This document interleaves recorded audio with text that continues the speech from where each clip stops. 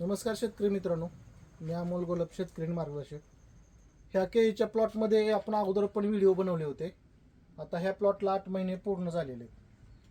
तर आपण बघू शकता वेन चालू झाले, कमळाची साईज बाग कशी पडते आणि वेन चालू झालेले. बागेला 8 महिने पूर्ण झालेले आहेत. बाग एकसारखा प्लॉट आहे, वेन पण खूप छान पडलेले आहे. या बघा इकडे गडद पण बघा,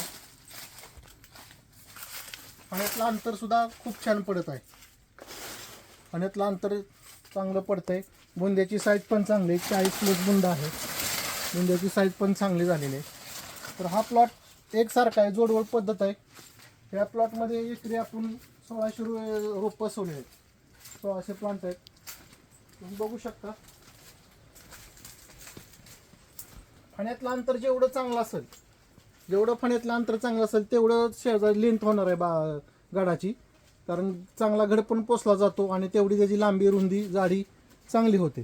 आणि एक्सपोर्टला हीच असेल, लेंथ असेल तरच एक्सपोर्टला मागणी असते.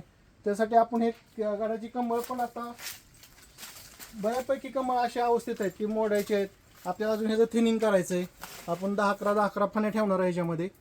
आणि हे कमळ का मोडले नाहीत आपण, तर आपल्याला कमीत कमी 300-350 घड असं पाहिजेत ह्या अवस्थेत.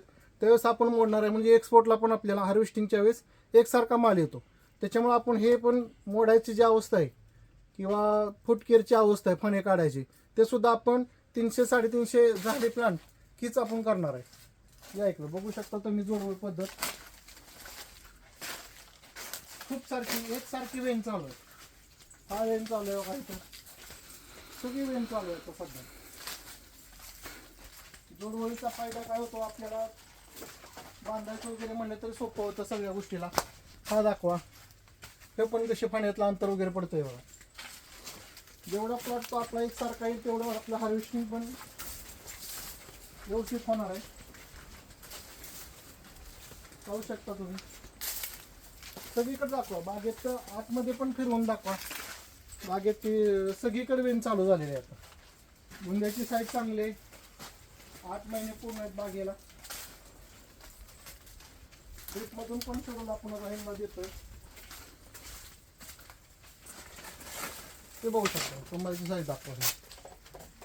ही साईज बघा, हा दाखवा. ही फण्यातलं अंतर बघा कसं पडतंय.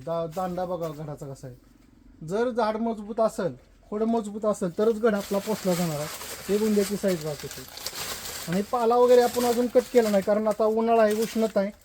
उष्णताची तीव्रता कमी झाल्यावरतीच आपण हे कट करणार आहे. कारण उन्हाळ्याची झळ लागू नये गडाला वगैरे किंवा बुंद्याला वगैरे, म्हणून आपण ही पाला सुद्धा कट केला नाही. थोडंसं वातावरण चेंज झालं की आपण हा पाला वगैरे सगळं कट करून खाली टाकायचं. त्याचं दाखवा, त्याचं पण अंतर पाण्यातलं असं पडतं.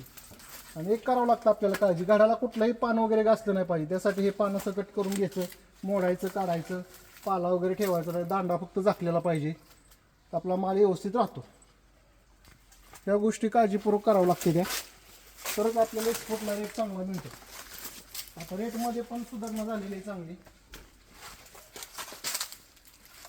आपण कमळ मोडले नाहीत. हे गड असतील, हा असेल, असे आपण मोडत नाही सध्या. कारण आपल्याला एक्सपोर्टला माल जर पाठवायचा असेल तर क्वांटिटी पाहिजे. त्या क्वांटिटी करायची असेल तर ह्या गोष्टी काळजीपूर्वक करावं लागतं.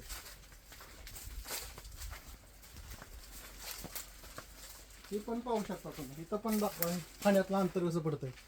हे अंतर खूप महत्वाचं आहे. पाण्यातलं अंतर जेवढं पडेल तेवढं आपला माल लेंथला वगैरे चांगला येणार.